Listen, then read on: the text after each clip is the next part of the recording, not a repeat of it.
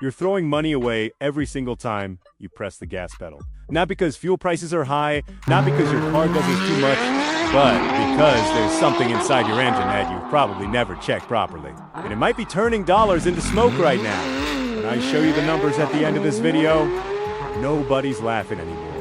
It's cheeky with me.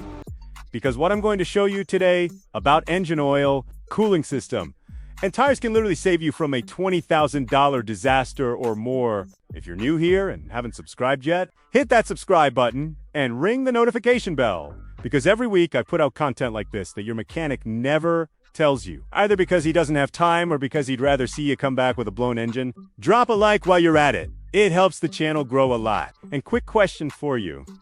Do you know off the top of your head which oil is right for your car? Comment below right now.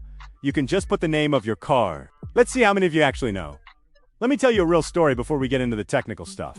A rideshare driver in Phoenix, Arizona was grinding out 12-hour days in the brutal desert heat. This guy changed his oil every 3,000 miles religiously. Always at the same quick lube shop, always the same cheap oil the guy at the counter recommended. One day, the engine starts making a weird knocking sound. He ignores it. A week later, he's stranded on the I-10 with a seized engine. Final bill, $18,000 for a new engine. The problem wasn't that he skipped oil changes. It was the wrong type of oil for his turbocharged engine. That's what happens when bad information looks like good advice. And this video exists so that never happens to you. Your car's engine has pistons moving up and down more than 4,000 times per minute at a speed that's hard to even picture. Without oil, metal scrapes against metal. Heat builds up insanely fast, and the parts tear themselves apart. Oil creates a protective film between those moving parts, absorbs heat, carries contaminants to the filter, and contains additives that protect the metal from corrosion. But as it works, it breaks. The additives get depleted, it accumulates combustion residue, and loses viscosity. Oil past its service, life doesn't lubricate, it scrapes. And that's when the engine goes to hell. The four main types of oil. And I promise that after this section, you'll never let the guy at the shop just grab whatever's on the shelf again. Conventional oil is the most basic and recommended for older cars like a pre-2010 Ford Focus, Chevy Cavalier, or Honda Civic. For simple engines, it works fine, but it needs more frequent changes every 3,000 miles and leaves more sludge in the engine over time. Synthetic blend is the most popular choice for everyday drivers, and it's the right middle ground. It lasts between 5,000 and 7,000 miles, is reasonably priced, and is the balanced choice for cars like the Toyota, Camry, Honda Accord, and Chevy Equinox. Full synthetic is the top tier. Chemically engineered with uniform-sized molecules, it lasts between 7,500 and 15,000 miles. Offers better protection during cold starts when 80% of engine wear happens in the first few seconds after you turn the key. Cars like the Honda Civic C, Toyota Corolla, Ford F-150, and Jeep Grand Cherokee come from the factory with full synthetic, and the manual requires you to keep it that way. If you've got a modern car running conventional oil to save a few bucks, you're paying way more in the long run. Finally, high mileage oil. For vehicles with more than 75,000 miles. It conditions dried out rubber seals, reduces excessive oil consumption, and cuts down on those blue smoke puffs from the exhaust. If you're driving a high mileage Toyota Camry, Ford Escape, or Chevy Silverado, this type can be the difference between the engine lasting another 50,000 miles or calling it quits early. About those numbers on the bottle that everyone sees but nobody understands. When you see 5W30, the number before the W indicates the oil's viscosity in cold temperatures. The lower that number, the more fluid the oil stays in the cold, making it easier to start the engine. The number after the W indicates viscosity at operating temperature. The higher it is, the better the oil maintains its consistency when the engine is hot. In the US, in hot regions like the Southwest, Texas, Florida, and the Deep South, oils like 10W40 or 5W30 are most common. For modern turbocharged engines, the manufacturer often calls for 5W20 or OW20, thinner oils that circulate faster and better protect the delicate turbo components. Using thicker oil than what's recommended in those Engines is like trying to slow down the blood flow of a marathon runner. The definitive answer on which oil to use is in your owner's manual. Owner's manual for your specific car. Not the guy at the lube shop, not your buddy who knows cars, not the most colorful bottle on the shelf. Pause the video right now, go to your glove box, grab your owner's manual, and write down which oil and which viscosity the manufacturer recommends. That's the only place where the answer is definitive for your specific car. Done that. Great. Now stay here because we're going to talk about something almost nobody connects to oil. The cooling system. If you've made it this far and haven't hit like yet, go ahead and do it now. And drop a comment with what state you live in, because the cooling system tips vary a lot depending on your local climate. It matters more than you'd think.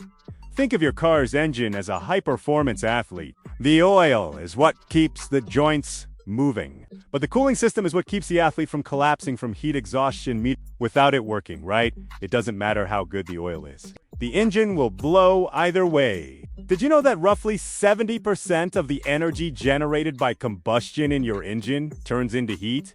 Only 30% actually moves the car. The basic principle is simple. Coolant circulates through channels inside the engine, absorbs heat, and carries it to the radiator at the front of the car. Airflow cools the fluid down, and it returns to the engine to repeat the cycle. The thermostat regulates the ideal operating temperature between 195 and 220 degrees Fahrenheit. Below that, the engine is inefficient and burns more fuel. There, you're in overheating territory. Here in the US, we have a pretty unique situation. A huge portion of the country deals with extreme heat for a big chunk of the year. In cities like Phoenix, Las Vegas, Houston, Miami, and Los Angeles, the cooling system runs near its limit far more often than in colder states. Coolant degrades faster in those conditions, and periodic checks are even more critical. The general recommendation is a flush every 2 years or 30,000 miles, but in the heat of Arizona or Nevada, or in cars sitting in stop-and-go traffic on I-405 in LA, or I-95 in Atlanta, that interval can be shorter. The warning signs you need to know: cold, because some of them demand immediate action. The temperature gauge on your dashboard climbing above the normal range is an immediate red flag. Don't wait for the next red light. Don't try to make it home. Pull over safely. Steam coming from under the hood means severe overheating. Pull over immediately. Shut off the engine, and do not open the hood while it's hot. Pressurized steam causes serious burns. Colored puddles under the car indicate a leak. The fluid has a slightly sweet smell and can be green, orange, yellow, pink, or red depending on the brand. Weak or no heat from the cabin heater can also indicate low fluid level or a blockage in the system. About the myth of just running plain water in your cooling system. The answer is no. Tap water doesn't contain corrosion inhibitors. It doesn't lubricate the water pump, and if you're anywhere in the northern states or mountains, it can freeze in the engine channels and crack the block. A repair that can run several $1,000s. The correct fluid is a 50-50 mix of ethylene glycol, antifreeze, and distilled water. And pay attention, never mix coolants of different colors without knowing their chemistry, because the reaction can form solid deposits that clog the system. Always use the type specified in your owner's manual. Practical tip: once a month, with the engine cold, check the plastic reservoir next to the radiator. The level should be between the min and max marks. 30 seconds a month to avoid a repair bill in the thousands. We've arrived at the third pillar: tires. And there's no softer way to say this. Bald or underinflated tires kill people in the United States every year. Tires are the only contact point between your car and the road. For patches of rubber roughly the size of a sheet of letter paper, each support the entire weight of the car. All the engine's power and your full braking capacity. Their condition and inflation pressure directly impacts safety, fuel economy, comfort, and the longevity of other components. On the sidewall of your tire, you'll see something like 215 60 95H. The 215 is the width in millimeters. The 60 is the aspect ratio, the height of the sidewall as a percentage of the width. The R stands for radio, the construction type used on virtually all modern passenger cars. The 16 is the wheel diameter in inches. The 95 is the load index, the maximum weight the tire can support. The H is the speed rating. In this case, 130 miles per hour is the maximum sustained safe speed. Installing a tire with a speed rating below what the manufacturer recommends compromises safety in emergency situations. Keeping your tires at the correct pressure costs $0 and directly impacts safety, fuel economy, and tire life. An underinflated tire increases stopping distance, hurts handling in curves, and makes the engine work harder, burning more gas. An overinflated tire reduces the contact patch with the road, hurts grip, and can blow out more easily when you hit a pothole. The correct pressure is in your owner's manual and usually also on a sticker inside the driver's door jamb. For most popular American cars like the Toyota Camry, Honda Civic, Ford F-150, and Chevy Silverado, pressure typically falls between 32 and 36 psi. But always check your specific car's manual. Always measure with cold tires before driving more than a mile or two.